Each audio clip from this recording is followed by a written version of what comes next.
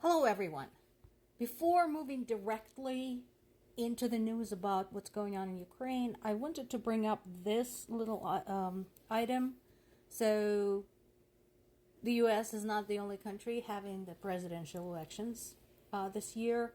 We know Russia just re-elected Putin for the 5th time because I guess they want more rope to hang themselves with.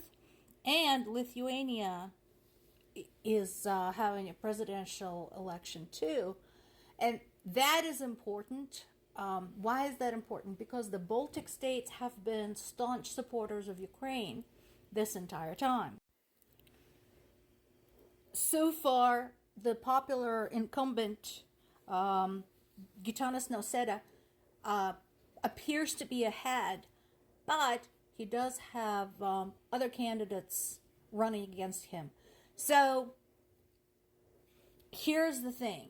Here's why we should be watching carefully the elections in Europe, regardless of where they are. Because it is very important to know what sort of position the candidates have when it comes to the aid for Ukraine. Just a reminder, for people in Europe, this war is a lot more up close and personal in more than one way. Of course, first of all, geographically. Second of all, because a lot of the European nations used to be part of the Russian Empire and then used to be part of the socialist bloc, where, well, technically they weren't Soviet republics, but they were very much controlled by the Soviet Union. So, that memory is still alive and well 30 years after the dissolution of the Soviet Union. So this is what we're all watching. What is the new generation of European leaders coming into power and what their position is going to be? So this is why I wanted to bring this piece about Lithuanian election to your attention. Moving on to Ukraine. So Russia has been talking for quite some time about pushing into the city of Kharkiv. As I mentioned in the past, Kharkiv is Ukraine's second largest city, and it is located in the northeast of the country. So pull up the maps, take a look where it's at. Right now, Ukrainian military is doing the smart thing. They're being proactive. They have been expecting an offensive on Kharkiv for some time. So, what they started working on is getting the civilians out and fresh troops, fresh equipment in.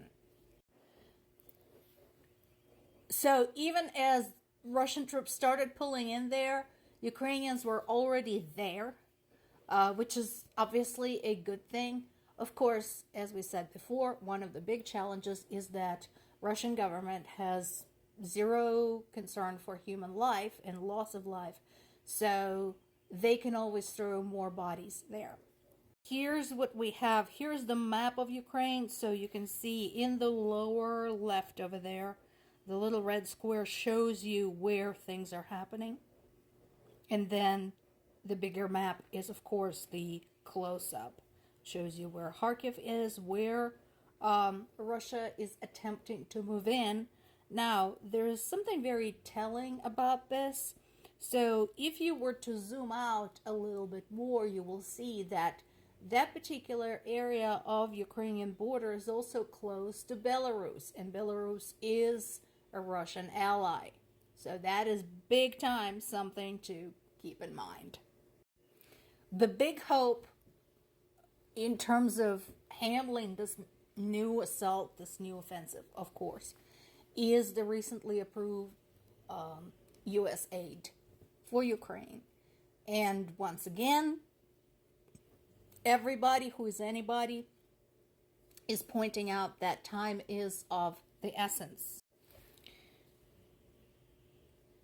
Ukrainian government and Ukrainian military both have been stating that they can turn the tide. They can win. They can push Russians out entirely out of Ukrainian territory if they're given the tools with which to do so. Meanwhile, let's not forget this is going on. We talked yesterday about the strikes against Ukraine's energy infrastructure, and here's something to think about. One of the questions might be is, well, how come this hasn't been that big a deal until now? Because it wasn't the power plants that were being targeted, but substations and just power lines and things like that, or those things just got hit by accident when the Russians were bombarding apartment complexes and hospitals.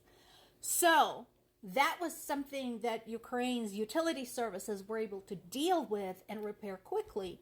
And as the result, in most areas, even the areas that were constantly being shelled, people were able to keep their lights on. Now, Russia has changed its tactics and is targeting the actual power stations. So we talked about the thermal power plants, we talked about the hydroelectric power stations, we talked about the concern about the nuclear power stations. And so that is a big deal, because that is not something that can be fixed quickly. If an entire building is taken out, you can't just pop up a new one, plug the cables in and keep the lights going.